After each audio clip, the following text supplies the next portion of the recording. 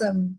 Well, hi everyone. Good to see everyone. We're going to be just waiting for more people to join, maybe for 1 more minute. But in the meantime, I would love to know where's everyone joining from. You can head over to the chat window and let us know, or on the Q&A section. Hi, Harjot. Hi, Zam. Hi, Jamie. Hi, Jeffrey. Christine, Neha, Randy. Nice to meet everyone. Hi, Sakshay. Awesome. We'll just wait for 1 more minute. But in the meantime, welcome everyone. I'm Neha Butcher, and this is Advantage with Atom 11. This is where we talk about all things Amazon. Now, if you haven't been a part of our previous webinars, we've been discussing really important topics on Amazon and how to grow your brand.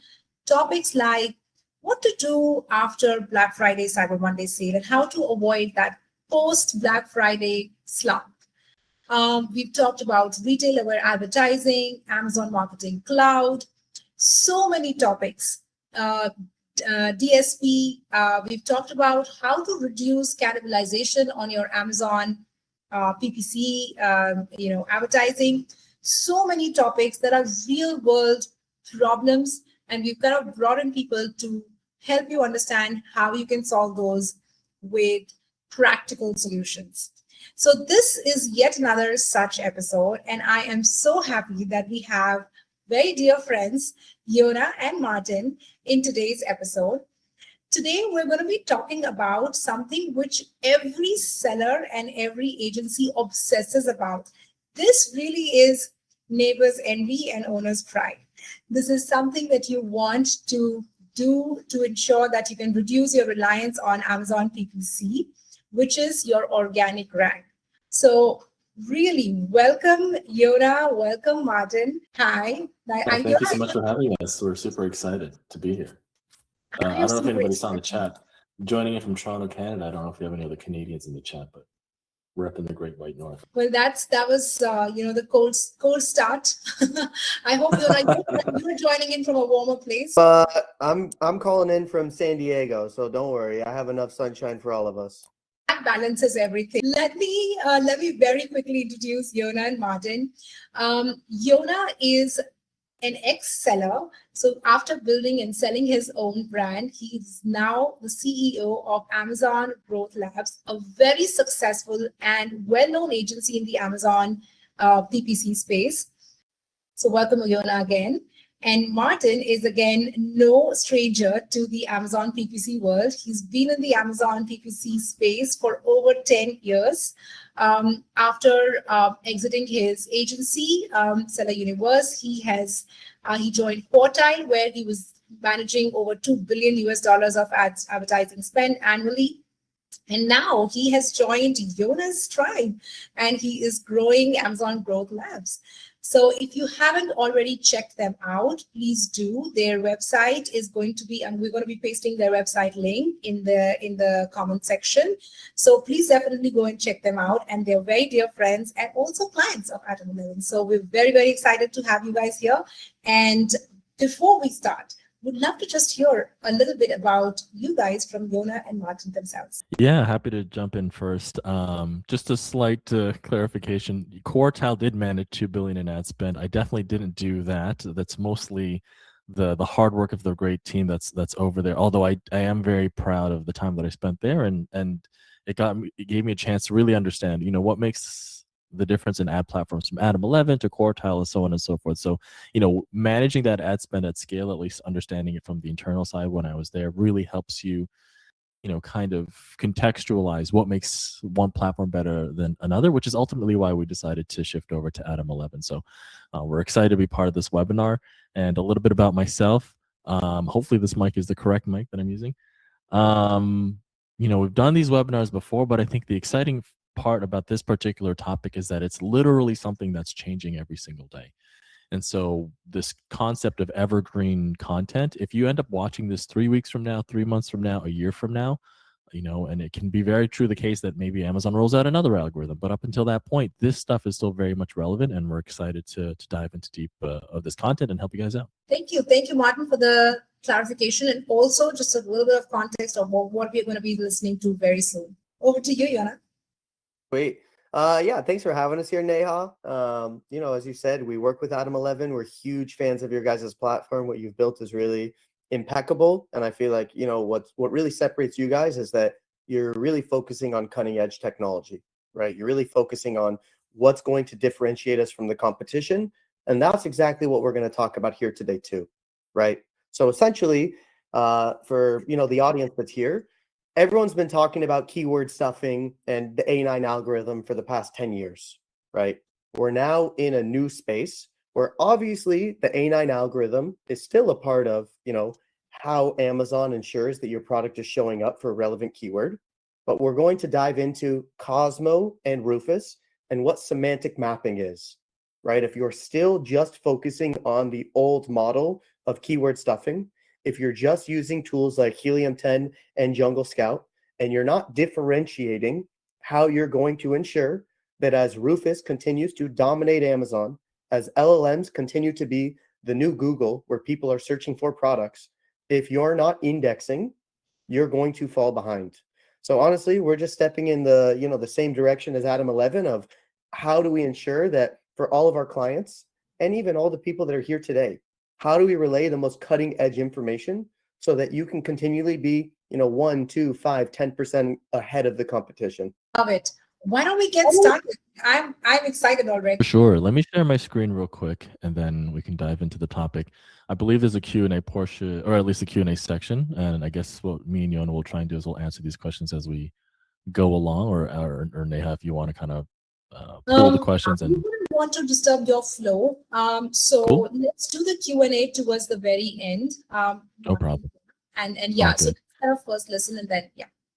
Cool. Does everybody see this on their side? I think I'm assuming that's a virtual thumbs up from everybody who's joined us. So like Yonah was talking about, the topic is A9 gets you found, Cosmo gets you chosen. What does that mean? In 2026, the marketplace now has two jobs. It is now asking two questions. These questions are around, and these jobs are around: one, findability, which is traditional A9, and interpretability, which is Cosmo.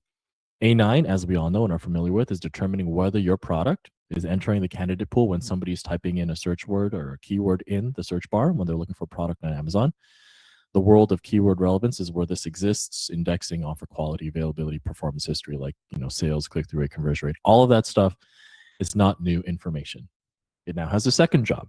As of, I believe, 2+ years ago, with the introduction of Cosmo and the interface known as Rufus, is interpretability. It is now interpreting whether the listing, your product, is resolving what the shopper meant. This is the world of what is the product attributes. This is the world of use cases. This is the world of shopper language, Q&A clarity, and visual evidence.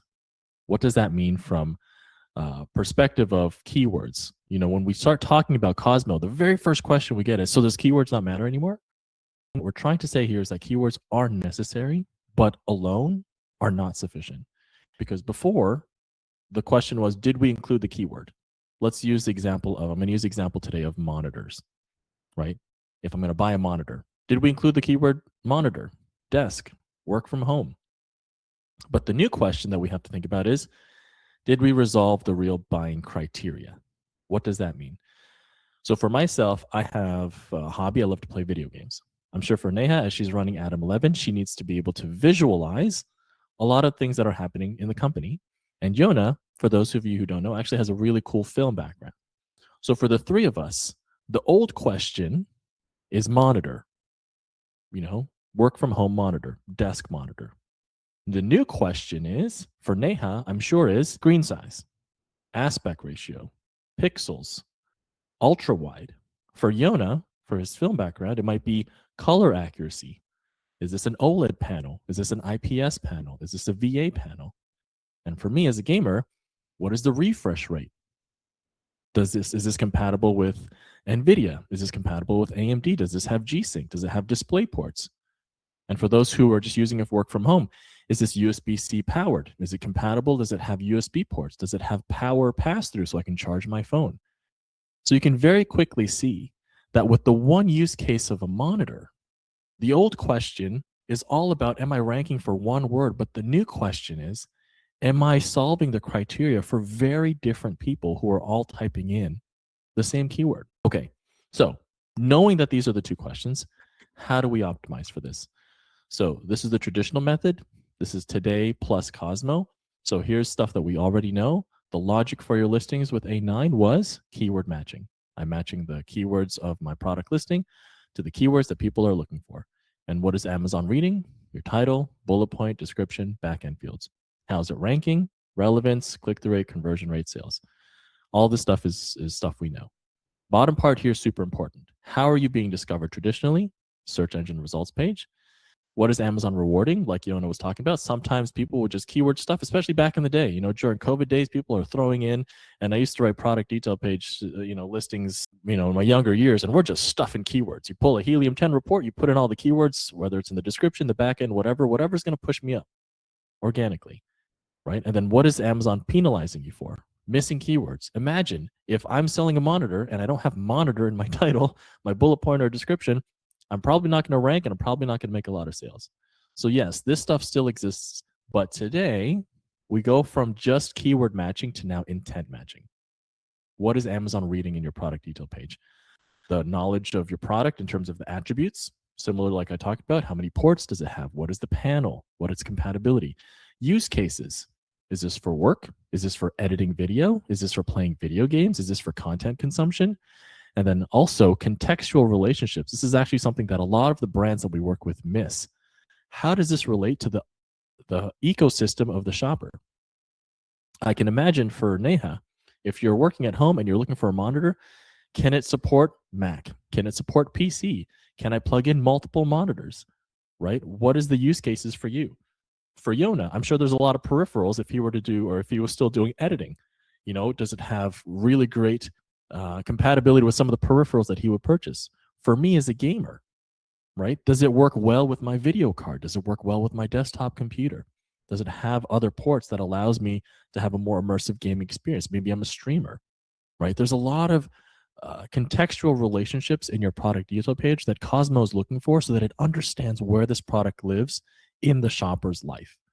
And how are you ranking for that? Is if you're covering that intent correctly, and if it's complete, if there's clarity in your listing, and we're going to go through that later, and any kind of performance signals, obviously like sales velocity, click-through rate, conversion rate, so on and so forth.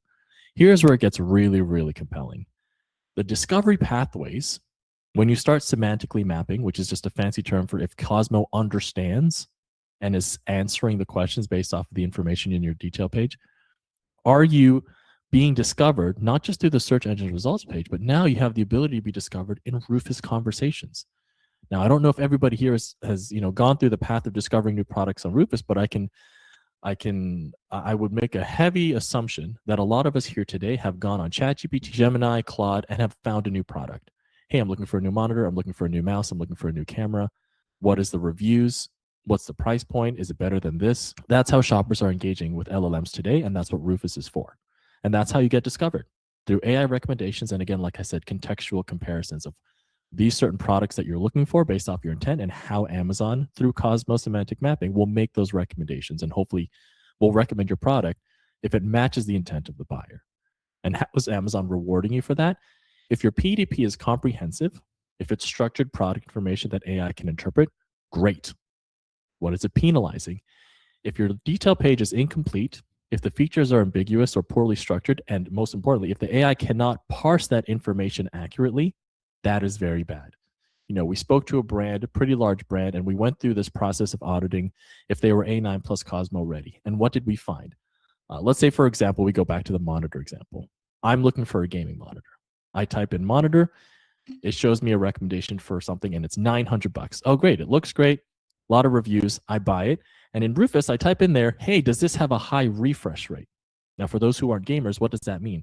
Is the screen super smooth when I'm running really fast games?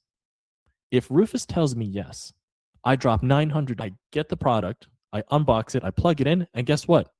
Instead of 244 hertz, it's 60 hertz.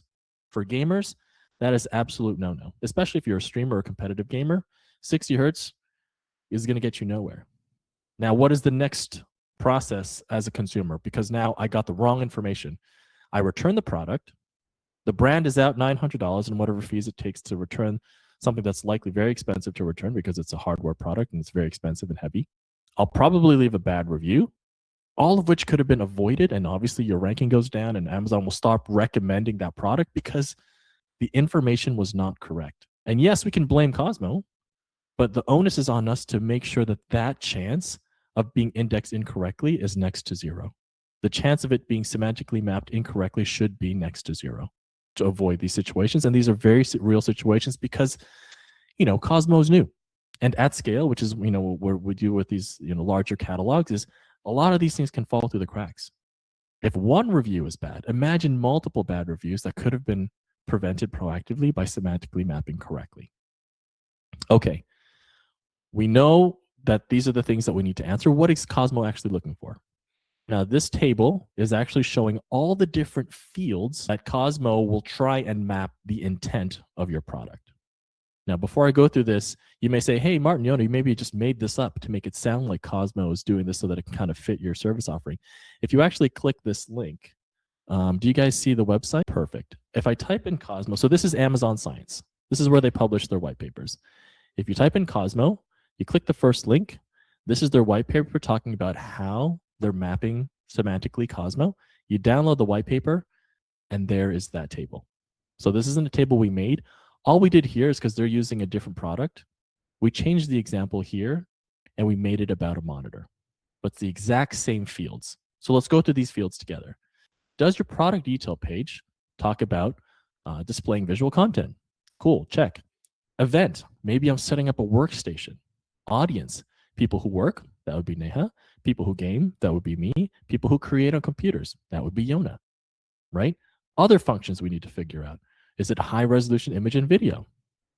Another function, can it extend a laptop display? Can it improve productivity? That's more on Neha. How about concept and product type? Is it a computer monitor? Is it an extension monitor? Time, season, event. During work, gaming, study or editing sessions, location, home office, bedroom desk, workstation. Here's something a lot of people might not know about monitors. Depending on where you're using it, if you're in the office, if there's windows, if you're in the basement, whether your screen has a glossy finish or a matte finish will actually affect your productivity because of the amount of glare that you're seeing throughout the day. And depending on your eyesight, if you have certain conditions, depending on the pixel density, it actually might start making your eyes worse because you have to squint to see what you're looking at if you're looking at a wide monitor but it has low pixel density.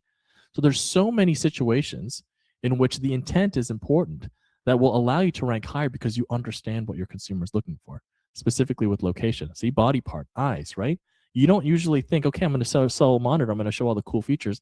Are you thinking about how eyes are impacted, right? Complementary products like we're talking about, laptop, desktop PC, HDMI, monitor arm. Another thing, and I'm a super geek about monitors because I'm a gamer, on the back, people who have different setups will want something called a VESA mount. The VESA mount will allow you to screw it on the back and you can put a monitor arm, buy it for $40 and you can position it anywhere.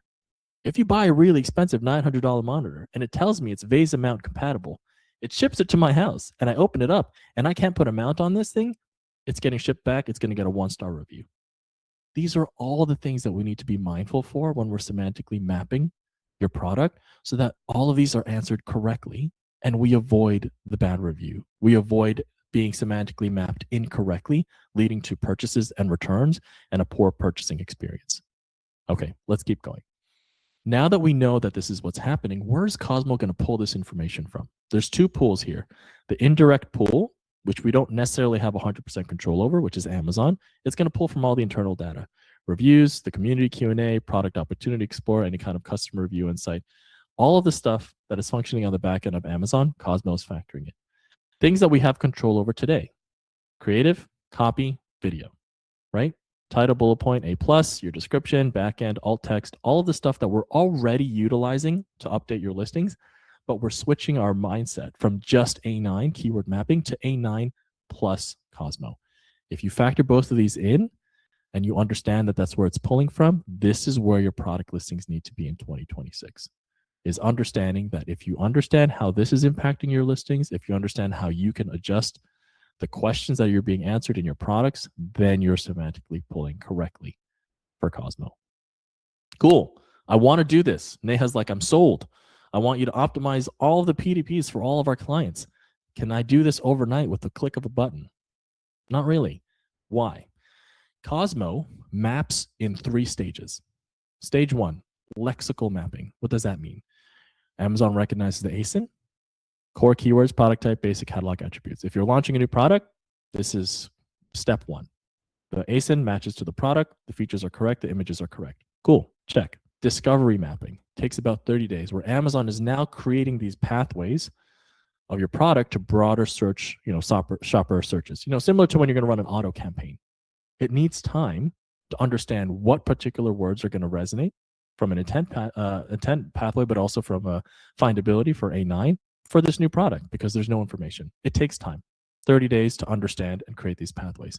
Where we eventually want to be, 60 days out, is semantic maturity, which means Cosmo has had enough time to understand the behavioral and contextual data to better infer intent and the use case, audience fit, and recommendation confidence. Let's put this back into our monitor use case. Neha needs to buy something in 7 days. She's moving to a new Adam 11 office. They just bought a new campus. They're doing great. I need a new monitor like as soon as possible. If we stopped at 7 days, Cosmo has only semantically mapped for Neha's purchasing activity. Let's include Yonah.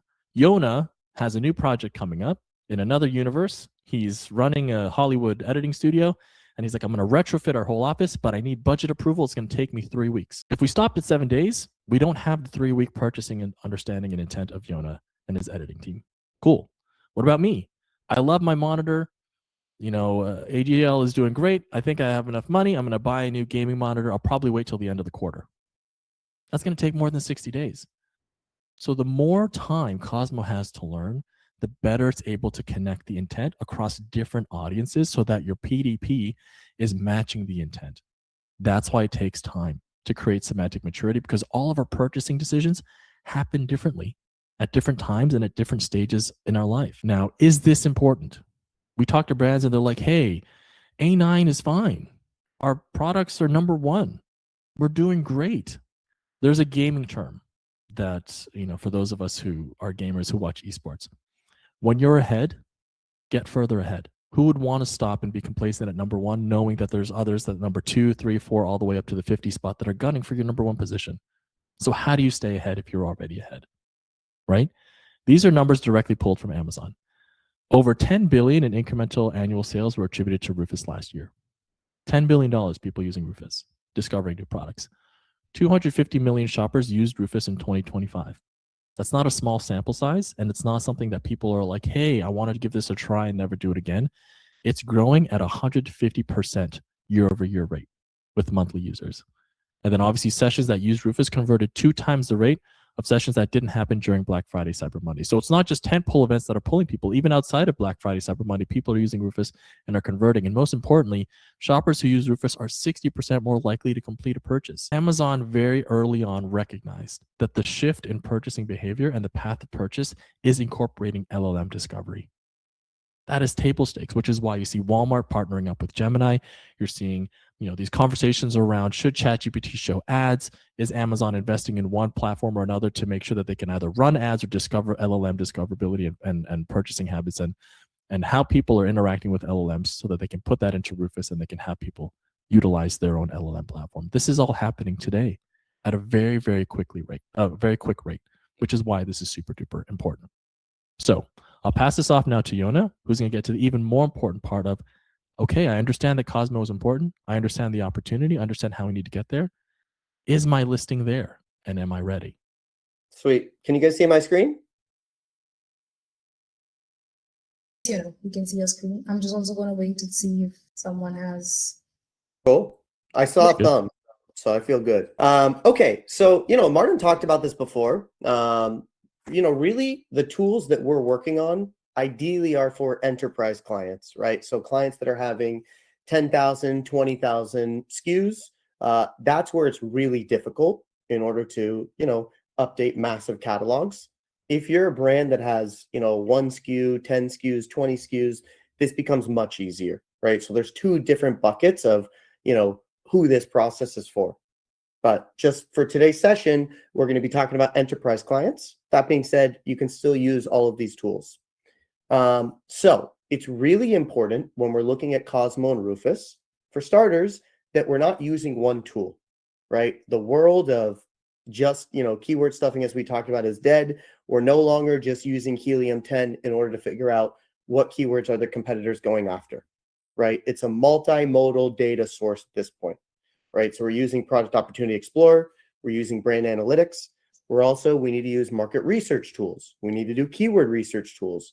We need to audit from an A9 perspective how we're doing. We have to use pricing tools, and we need consumer validation, right? So what does that mean?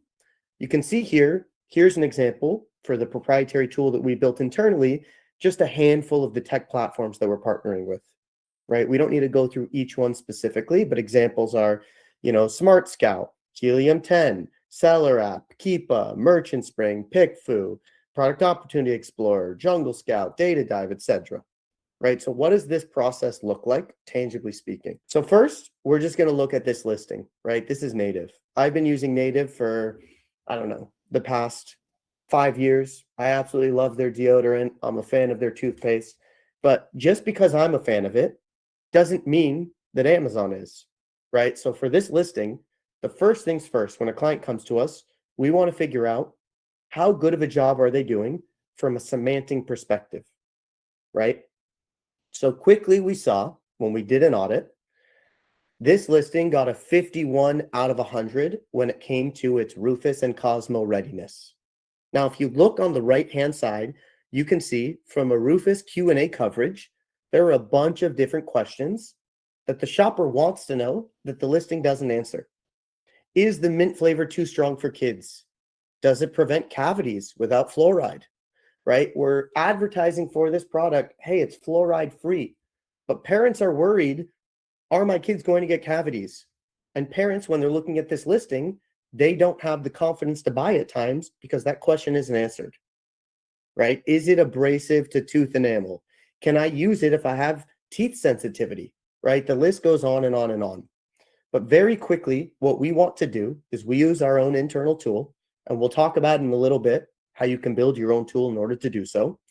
But we use our own tool in order to basically figure out from a Q&A perspective, what are all the Q&A coverages that we're missing, right? This is really important because we need to know what we're missing in order to fix it, right? Even more than that, we need to know contextually, what are the gaps that we have, right? What is this used for? What is it compared to, right? What are the effects of using this? When is it used? Who uses it, right? These are all really important questions that Amazon's algorithm currently, very clearly, as you see from here, isn't getting, right? You can see here for the missing gaps, most of it is adequate. And you can see on the right-hand side, they're missing a bunch of questions that the customers are asking. Now, ideally, what we want to do is we want to fix this, right? Everyone obviously wants to be 100 out of 100, right? That being said, ironically, you don't want it to be too perfect because there's other problems that arise, but we'll get down that rabbit hole. So in order to fix this, we internally built something called the Creative Cascade. Now, what is the Creative Cascade? This is our own proprietary framework that does essentially tackles A9 and COSMO. We're utilizing human intelligence along with generative AI, right? Because AI is not here just to replace the human. You need both to work together in order to develop listings that are going to rank on both of those functions. And then lastly, be consumer validated, right? Just because our own internal tool says, you're now an 85 out of 100, that doesn't mean much. We need to actually see from a data perspective that our conversion rates are going up, that our click-through rates are going up, and that our organic visibility is rising month over month, quarter over quarter. As we talked about, this is specifically for enterprise brands. The reason that we're saying that is because for enterprise brands, this is really challenging, right? If you have 20,000, 50,000 different ASINs and Amazon is updating their algorithm every 2 years, you're constantly needing a mountain that you need to climb, right? There are many brands that we talk to, they just redid all of their copy, in 2024. They don't want to have to do it again in 2026 if you have tens of thousands of products. But it's important in order to have an edge and stay ahead of the game. So we've really built tools in order to ensure that even if you have an enormous catalog, you too can continue to update your content, right? Even if you don't have enough Gen AI expertise or you don't know how to go through the consumer validation process. So the creative cascade focuses on three things: copy, creatives, and videos. Why all three? Because Amazon is now scraping every single part of your Amazon listing. It is no longer just looking at your titles, your bullet points, your backend keywords, and your description. Amazon is now scraping every single infographic. It is extracting the text from every single image, and that is now a part of your Rufus COSMO score. Same with videos, right? If you have infographics and you have text that's being popped up, if you have voiceovers in the back, if you have people speaking, this is all being taken into account by Amazon's algorithm. Now, Neha said that we shouldn't make this webinar 6 hours long, so we decided to just focus on the copy portion for today. But we're always here if you want to talk creatives, videos, and understand the rest of the process. Hopefully, Neha will invite us back just to focus on those two as well. So, in order to build out copy at scale, we need to first build out a custom AI language model for your brand specifically, right? In order to get brand alignment. So what does that look like? You can see here, we're making a custom model for native. First things first, we need to tackle the brand story, right? So we wrote launch in July 2025. We talked about who the founder is and the vision and statement, right? We make personal care products that do what they say. No compromise, no unwanted ingredients, just straightforward feel-good staples that work, right? Right now, we're not focusing on copy for one product. We want to make sure across thousands of products that the voice and messaging, the audience and the position are all the same, right? So next, we built out an audience and position, right? Essentially, this is made for everyone, but especially ingredient-conscious shoppers who want personal care products free from aluminum, sulfates, and so on, right? What are the unique value propositions, right? Essentially, built for you clean beauty, premium mass market, a category disruptor, D2C challenger, science-backed safe formulation, and made in USA, right? Once again, these are all elements that should apply to every single product for your brand. Next, we need proof, right? We need to go through your mission and values, and we need to give, 9 to 15 different forms of achievements and social proof that we can trickle in to all of your listings. We want a bunch of different examples because when we're doing this at scale, we don't want every single product to sound the same, right? We need many different resources that we can cite, that we can throw in. And then lastly, the voice and messaging, right? What is the brand and personality voice?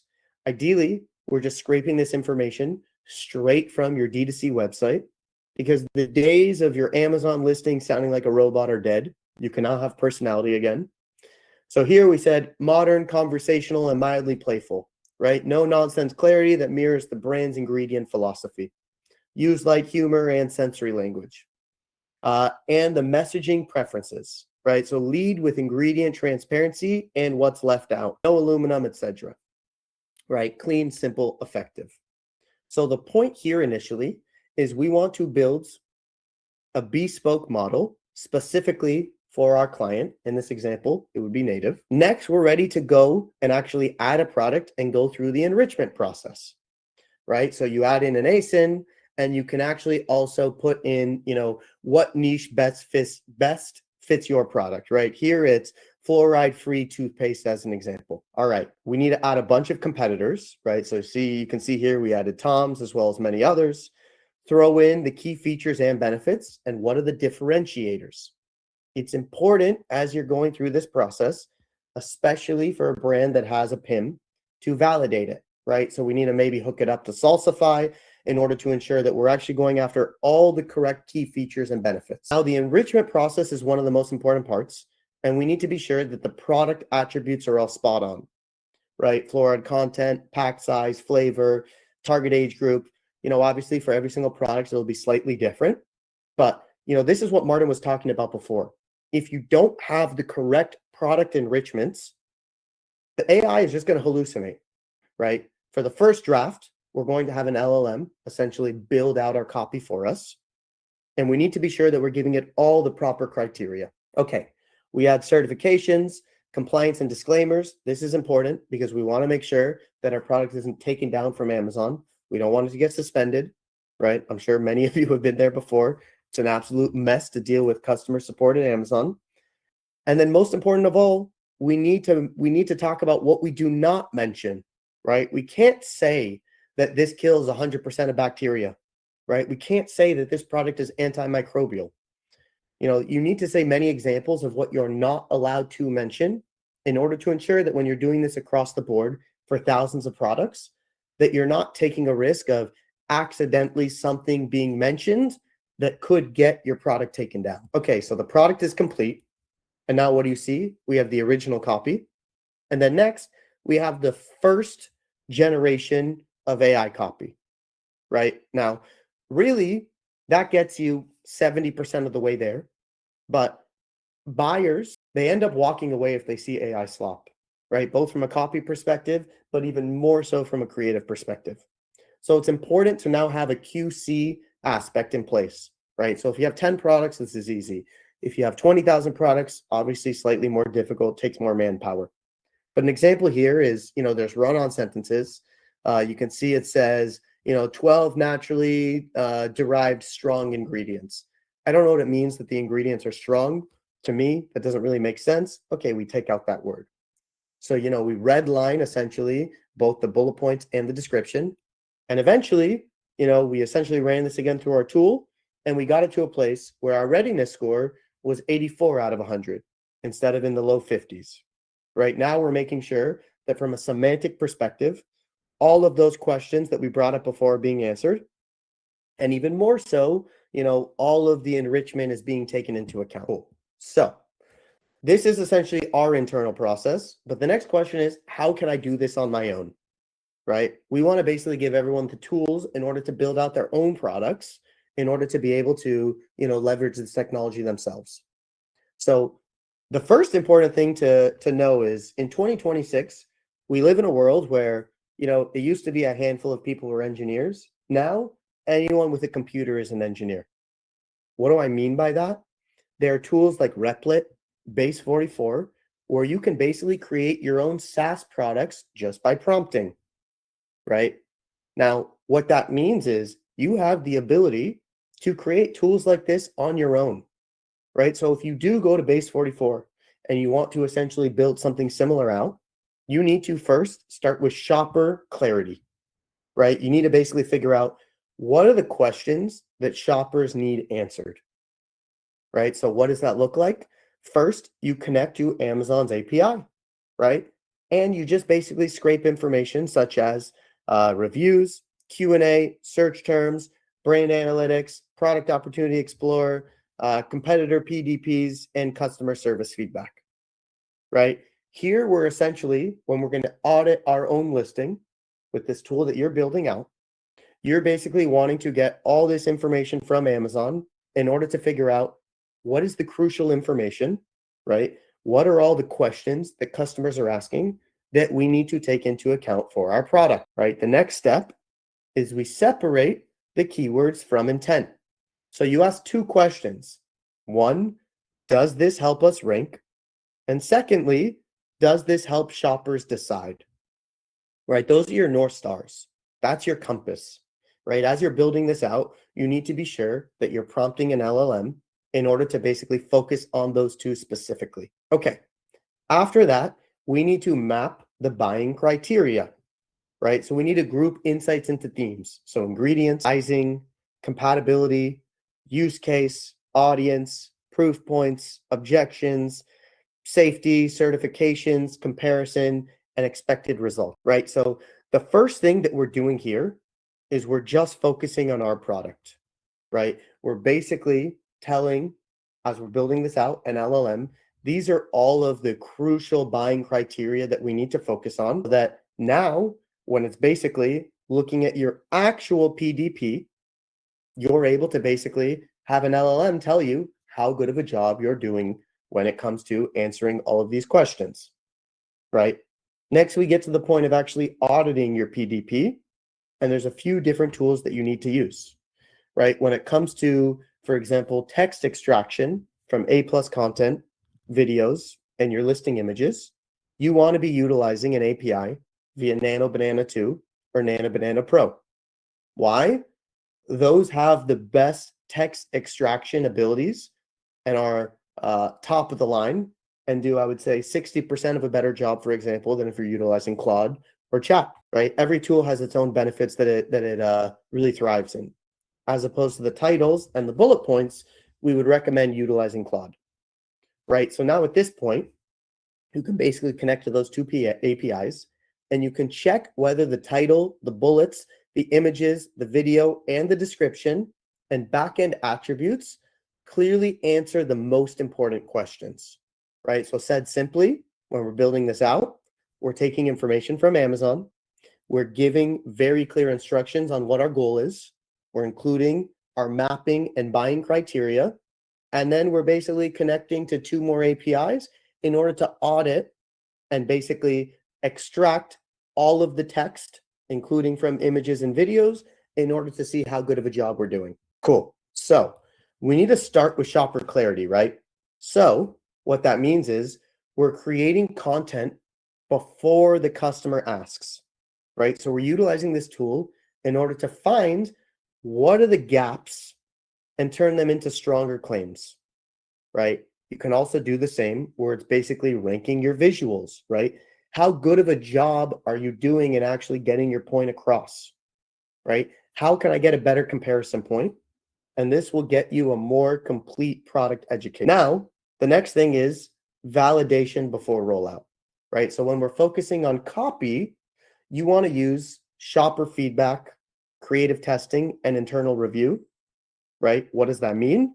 Shopper feedback. If you're a 3P seller, for example, you can run a split test on Amazon, right? You can put the old copy, you can put the new copy, you can see how your conversion rate changes.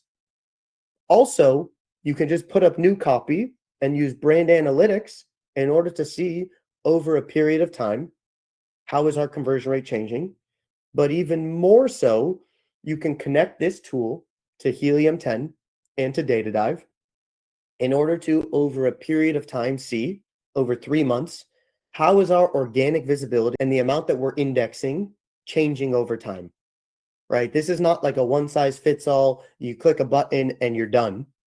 What needs to happen is this is the beginning of the process, but data is your best friend, right? Like what we're building out internally, ideally, is that, when we're basically updating tens of thousands of listings, we're in the process of building out so that we have the ability to, every single 3 months, pull in a report, see the change in how we're indexing, and then push back a change to Seller Central if it's needed, right? But if you have a smaller SKU count and you only have 10 SKUs, this can obviously be done more manually, right? So this is the idea of keep refining after launch, right? The brands that are constantly trying to elevate their click-through rates, their conversion rates, get more organic rank are the ones that, over time are going to mature and ensure that their content is not static, but continually staying at the cutting edge. Martin, you want to talk a little bit about what it's like to do it yourself? Great timing.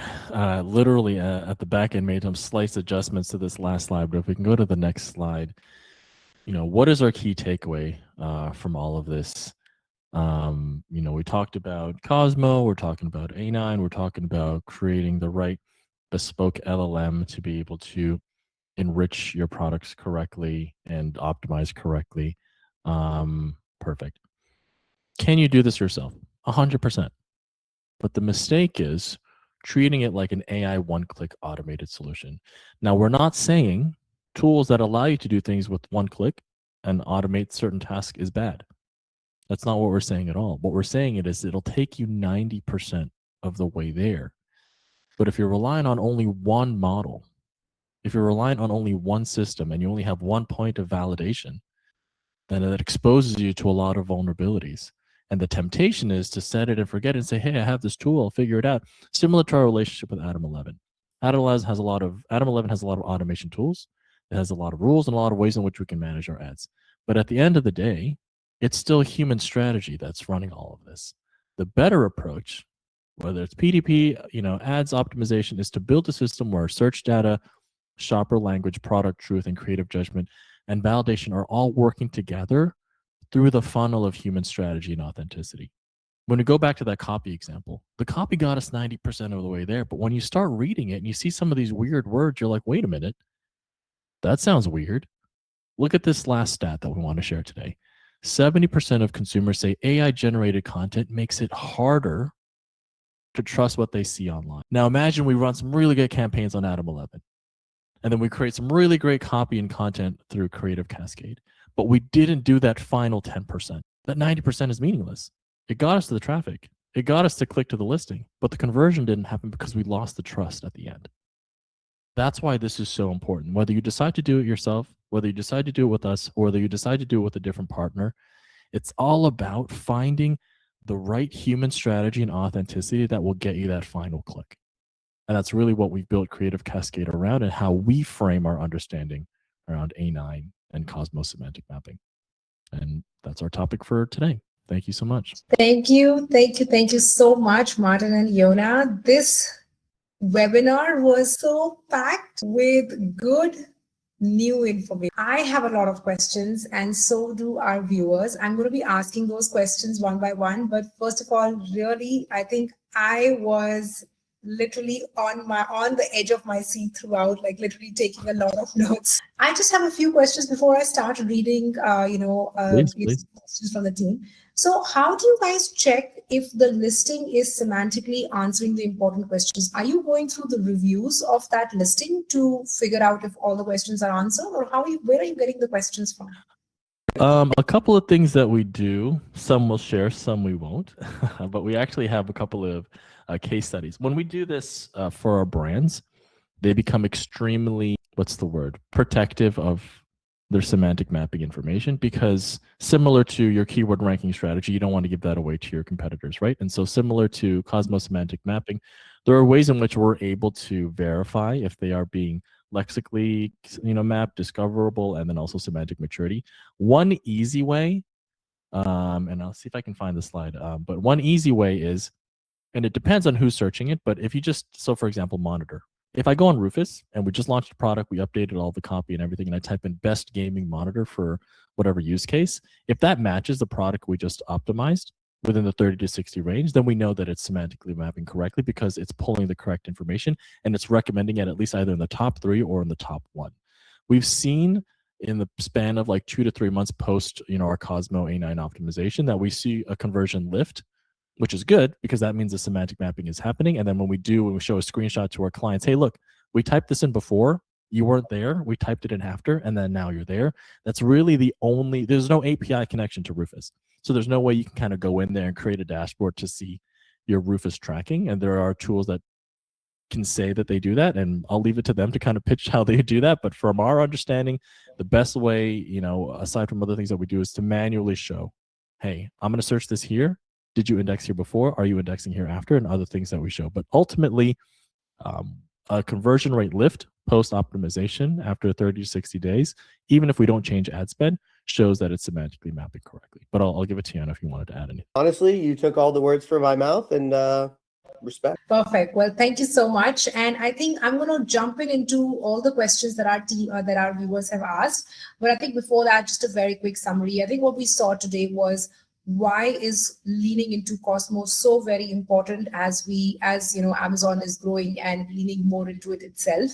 But I think the best part of the whole presentation was that we not only showed what is your, the process of, creating a Cosmo-Ready listing, but also showed the customers or the viewers how can they create their own tool or our own DIY tool to create a Cosmo-Ready listing. So I think that was my favorite part of the entire webinar. So thank you so much for that. So let me just get into the questions that people have asked, and then we can take those one by one. Does bad reviews feed into Cosmo and reduce rank for search rank and Rufus in future? When you say bad reviews, are you talking about, for example, like bad reviews? I think you can answer a question, add in a follow-up, Deepika. But I think what they mean is bad reviews on the rating and reviews for that specific product. I think you're on mute. Say that again. Bad reviews, not badge reviews. Bad, as in it's negative. Bad reviews. Sorry, I totally misheard. My bad. Gotcha. Thank you for clarifying. Yes, 100%. I mean, at the end of the day, everything that is on your listing plays a role. So, for example, we're talking about, Q&A and reviews. It doesn't matter if a review is good or if it's bad. Both are pertaining really important information, right? One is pertaining to information of what do customers complain about, and the other is what are customers happy with, right? So for example, with the native example, if we have a bunch of people that are saying, does this product taste horrible? It doesn't taste like mint at all. When you go to Rufus, what it's going to say is this product is mint, but a lot of the customers are saying it doesn't taste like mint and the taste can be quite unpleasant. So yes, 100%. Thank you. The next question is, I think, very similar to what I asked, which is how do you identify the right questions to ask for Cosmo? Yeah, it's a great question. So, everyone has their own interpretation of what that process looks like. But essentially, if you go to Amazon Seller Central and you go to Product Opportunity Explorer, Amazon, you can type in a keyword, right? So you can type in fluoride-free toothpaste, and Amazon will tell you, it will give you a list of, 100 different topics, both good and both bad, basically scraping all of the competitors in the space and talk about what people like and what they don't like, right? It'll talk about what they're looking for, what they're not looking for. So the truth is, it's shocking to me how few people know about this, but Amazon gives you 90% of the information on the back end. It's just that, unfortunately, you have to pull, as I'm sure you know with Adam 11, reports from 40 different places instead of having it in one place. And as a result, it just can be a little bit of a learning curve. But, what we were trying to illustrate before is all of this can be pulled from Seller Central, right? Brand Analytics, Product Opportunity Explorer. I would say those are two of the biggest places. And then secondly, when you're comparing it to competitors, you can see what questions they're answering and you're not. Thank you. I hope that answers your question, Isam. Once right questions are identified for Cosmo, how long does it take to get indexed and recognized? I would say probably 3 months. It's a gradual process over time, but it really depends on the category. If you're a category where you have no competition, it can happen. We've seen it happen as quick as 3 weeks. That being said, I would say for most categories that are more saturated, I would say 3 months is a safe bet, but you should see a gradual increase over time, right? Like I would say we often see impressions rising at least by 20% within 3 weeks. That being said, it really depends on the category. Got it. How to check Rufus readiness score? Is that even a thing? Yeah, I mean, we were showcasing that. To be honest, that's just, everyone has their own metrics that they're utilizing. This is an internal tool that we utilize. So for example, if you want us to audit your product, you can come to us and we can tell you your Rufus readiness score. Happy to do that for one product on the house for everyone in here, just because really grateful that you gave us your time. Lovely. I think we're going to be dropping in the contact information for AGL, and so that you guys can reach out to them just in case. But I think that's a great offer. Thanks, Yonah. Lovely. I think the next question is to add contextual information. I'll have to stuff even more keywords, but I'm assuming it's in a structured manner so that the use cases are covered. Is that correct? When you say stuff more keywords, you're talking about different topics, but for example, the days of being like, I need to mention fluoride-free toothpaste without fluoride, toothpastes, and it's important that it's plural as well. That is no longer, right? We don't need to say the same topic in 40 different ways, right? You use the word toothpaste, we know it's toothpaste, right? So yes, we need to talk about different contexts, right? We need to talk about, if this is a toothpaste for kids, if it's a toothpaste for adults, but I wouldn't say that you're keyword stuffing, but you are inputting more information for sure. Got it. That's very helpful. I do have time for about 2 more questions, so I'm going to go through those. Given tough competition, especially sellers coming from China, how can we point out, encourage buyers to notice these somehow and choose us?